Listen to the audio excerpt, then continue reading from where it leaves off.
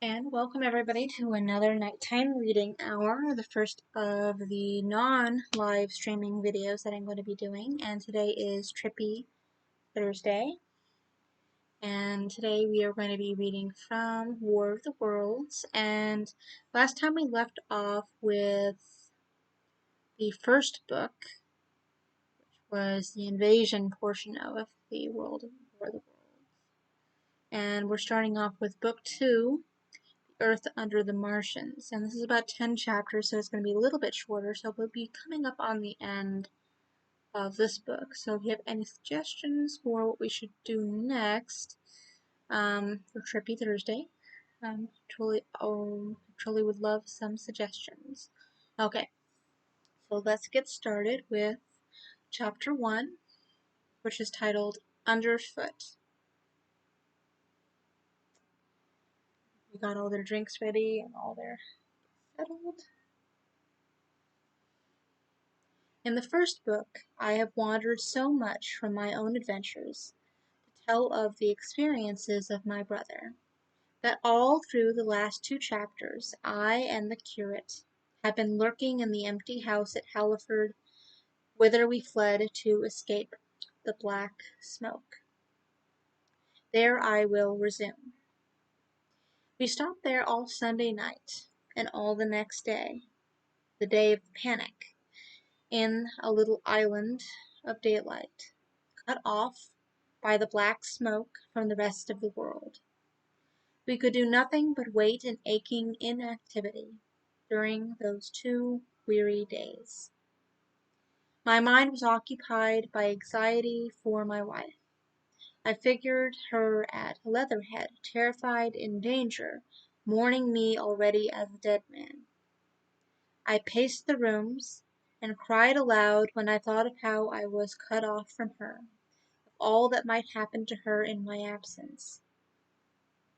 My cousin, I knew, was brave enough for any emergency, but he was not the sort of man to realize danger quickly, to rise promptly. What was needed now was not bravery, but circumspection. My only consolation was to believe that the Martians were moving Londonward, and away from her. Such vague anxieties keep my mind sensitive and painful. I grew very weary and irritable with the curate's perpetual ejaculations. I tired of the sight of his selfish despair. After some ineffectual remonstrance, I kept away from him, staying in a room, evidently a child's schoolroom, containing globes, forms, and copybooks. When he followed me thither, I went to a box room at the top of the house, and, in order to be alone with my aching miseries, locked myself in. We were hopelessly hemmed in by the black smoke, all that day and the morning of the next. There were signs of people in the next house on Sunday evening, a face at the window and moving lights, but later the slamming of a door. But I do not know who these people were, nor what became of them. We saw nothing of them next day. The black smoke drifted slowly riverward, all through Monday morning, creeping nearer and nearer to us, driving at last along the roadway outside the house that hid us. A Martian came across the fields about midday, laying the stuff with a jet of superheated steam that hissed against the walls, smashed all the windows it touched, and scalded the curate's hand as he fled out of the front room. When at last he crept across the sodden rooms and looked out again, the country northward was as though a black snowstorm had passed over it. Looking towards the river, we were astonished to see an unaccountable redness mingling with the black of the scorched meadows. For a time we did not see how this change affected our position, save that we were relieved of our fear of the black smoke. but later I perceived that we were no longer hemmed in, that now we might get away. So soon as I realized that the way of escape was open, my dream of action returned, but the curate was lethargic, unreasonable. "We are safe here," he repeated, "safe here." I resolved to leave him. Would that I had. Wiser now for the artilleryman's teaching, I sought out food and drink, had found oil and rags for my burns, and also took a hat and a flannel shirt that I found in one of the bedrooms. When it was clear to him that I meant to go alone, had reconciled himself to going alone, he suddenly roused himself to come, and all being quiet throughout the afternoon, we started about 5 o'clock, as I should judge, along the blackened road to Sunbury. In Sunbury, and at intervals along the road, were dead bodies, lying in contorted attitudes, horses as well as men. Overturned carts and luggage, all covered thickly with black dust. That pall of cindery powder made me think of what I had read about the destruction of Pompeii. We got to Hampton Court without misadventure, our minds full of strange and unfamiliar appearances, and at Hampton Court our eyes were relieved to find a patch of green that had escaped the suffocating drift. We went through Bushey Park, with its deer going to and fro under the chestnuts, and some men and women hurrying in the distance towards Hampton, and so we came to Twickenham. These were the first people we saw. Away across the road, the woods beyond Ham and Petersham were still afire. Twickenham was uninjured by either heat-ray or black smoke, and there were more people about here, though none could give us news. For the most part they were like ourselves, taking advantage of a lull to shift their quarters. I have an impression that many of the houses here were still occupied by scared inhabitants, too frightened even for flight. Here too the evidence of a hasty rout was abundant along the road. I remember most vividly 3 smashed bicycles in a heap, pounded into the road by the wheels of subsequent carts. We crossed Richmond Bridge about 8:30. We hurried across the exposed bridge, of course, but I noticed floating down the stream a number of red masses, some many feet across. I did not know what they were. There was no time for scrutiny, and I put a more horrible interpretation on them than they deserved. Here again, on the Surrey side, were black dust that had once been smoke, and dead bodies. A heap near the approach to the station, but we had no glimpse of the Martians until we were some way towards Barnes. We saw in the blackened distance a group of 3 people running down a side street towards the river, but otherwise it seemed deserted. Up the hill, Richmond town was burning briskly. Outside the town of Richmond there was no trace of the black smoke. Then suddenly, as we approached Kew, came a number of people running, and the upper works of the Martian fighting machine loomed in sight over the housetops, not 100 yards away from us. We stood aghast at our danger, and had the Martian looked down, we must immediately have perished. We were so terrified that we dared not go on, but turned aside and hid in a shed in a garden. There the curate crouched, weeping silently, and refused to stir again. But my fixed idea of reaching Leatherhead would not let me rest, and in the twilight I ventured out again. I went through a shrubbery and along a passage beside a big house standing in its own grounds, and so emerged upon the road towards Kew. The curate I left in the shed, but he came hurrying after me. That second start was the most foolhardy thing I ever did, for it was manifest the Martians were about us. No sooner had the curate overtaken me than we saw either the fighting machine we had seen before, or another, far away across the meadows in the direction of Kew Lodge. 4 or 5 little black figures hurried before it across the green-grey of the field, and in a moment it was evident this Martian pursued them.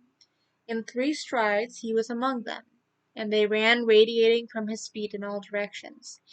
He used no heat ray to destroy them, but picked them up one by one. Apparently he tossed them into the great metallic carrier which projected behind him, much as a workman's basket hangs over his shoulder. It was the first time I realized that the Martians might have any other purpose than destruction with the defeated humanity.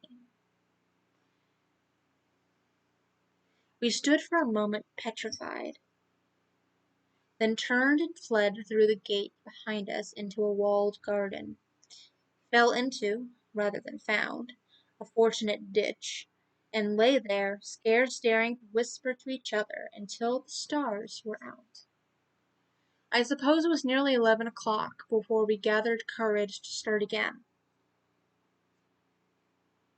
no longer venturing into the road, but sneaking along hedgerows and through plantations, and watching keenly through the darkness, he on the right and I on the left, for the Martians, who seemed to be all about us. In one place we blundered upon a scorched and blackened area, now cooling and ashen, and a number of scattered dead bodies of men, burned horribly about the heads and trunks, but with their legs and boots mostly intact,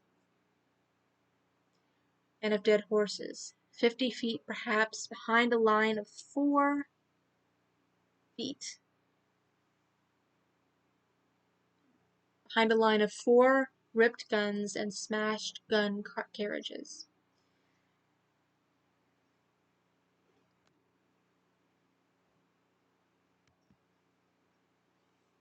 Sheen, it seemed, had escaped destruction, but the place was silent and deserted.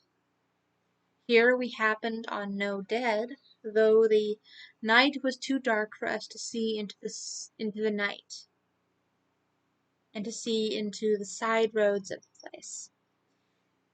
In Sheen, my companion suddenly complained of faintness and thirst, and we decided to try one of the houses. The first house we entered, after a little difficulty with the window, was a small semi-detached villa, and I found nothing eatable left in the place but some mouldy cheese. There was, however, water to drink, and I took a hatchet which promised to be useful in our next house-breaking. We then crossed to a place where the road turns towards Mortlake.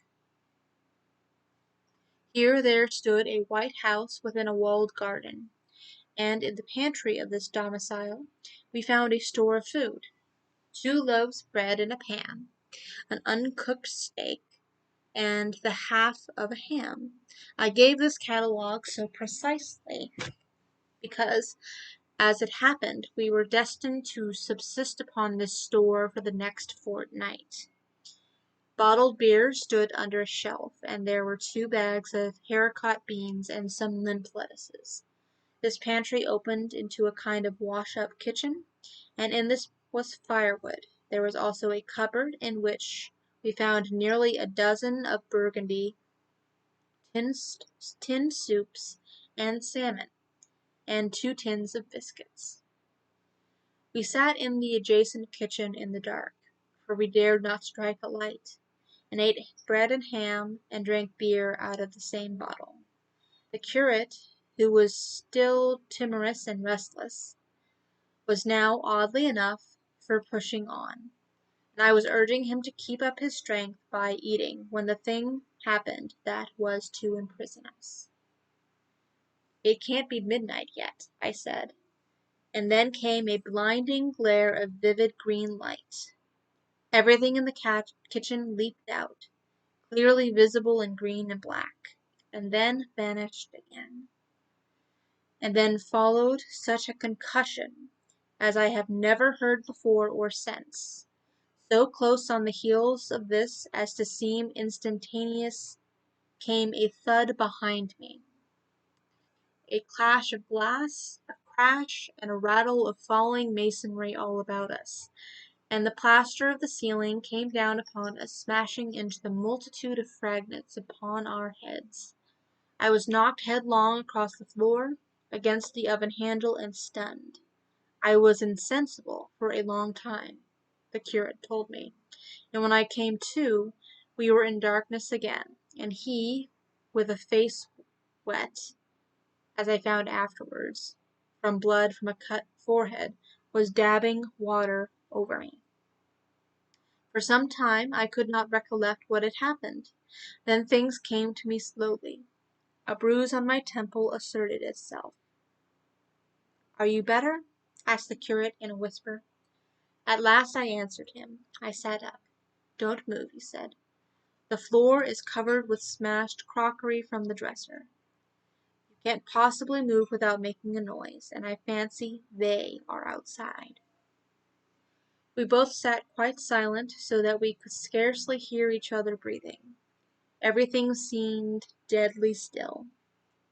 But once something near us, some plaster or broken brickwork, slid down with a rumbling sound.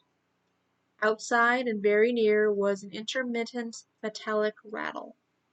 "That," said the curate, when presently it happened again. "Yes," I said, "but what is it?" "A Martian," cried the curate. I listened again. It was not like the heat ray, I said, and for a time I was inclined to think one of the great fighting machines had stumbled against the house, as I had seen one stumble against the tower of Shepperton Church. Our situation was so strange and incomprehensible that for 3 or 4 hours, until the dawn came, we scarcely moved, and then the light filtered in, not through the window, which remained black, but through the triangular aperture between the beam and a heap of broken brick in the wall behind us. The interior of the kitchen we saw now greyly for the first time. The window had been burst in by a mass of garden mould, which flowed over the table upon which we had been sitting and lay about our feet. Outside, the soil was banked up high against the house. At the top of the window frame we could see an uprooted draining pipe. The floor was littered with smashed hardware, and the end of the kitchen towards the house was broken into, and since the daylight shone in there, it was evident the greater part of the house had collapsed. Contrasting vividly with this ruin was the neat dresser, stained, in fashion, pale green, and with a number of copper and tin vessels upon it, the wallpaper imitating blue and white tiles, and a couple of colored supplements fluttering from the walls above the kitchen range. As the dawn grew clearer, we saw through the gap in the wall the body of a Martian, standing sentinel, I suppose, over the still glowing cylinder. At the sight of that we crawled as circumspectly as possible out of the twilight of the kitchen and into the darkness of the scullery. Abruptly the right interpretation dawned upon my mind.